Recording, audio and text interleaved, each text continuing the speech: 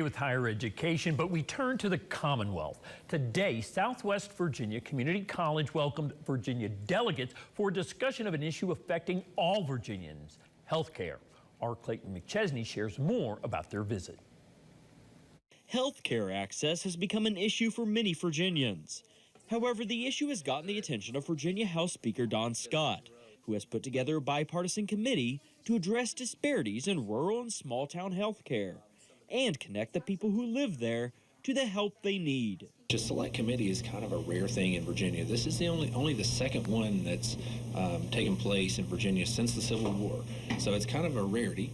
And the speaker made these appointments and ultimately sort of left it up to the committee to figure out how we get to the point of coming back to the 2025 legislative session with some concrete suggestions and legislation on what needs to be done. The committee has planned 3 meetings across the state to discuss the issues firsthand, with their first meeting being held at Southwest Virginia Community College. These meetings let committee members hear from healthcare providers, educators, and concerned citizens about the issues attracting and retaining physicians and nurses, and issues such as preventing sickness, transporting patients, and more. There's an economics to healthcare, and if you don't have the volume of patients getting certain types of services, it is a really difficult financial proposition to stay in business and have a facility there. Some of these facilities are operating at a loss, and you have to even for a nonprofit, you still need to make enough money to stay solvent. While in Tazewell County, the Rural Health Committee members got to tour some of the healthcare facilities in our area.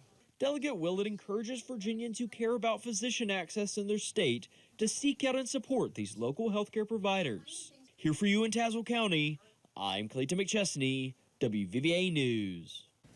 Thank you for that report, Clayton. Delegate O'Quinn says the next stop for the Rural Health Committee will be the south side of Virginia in the next few weeks. Ben? Thank you.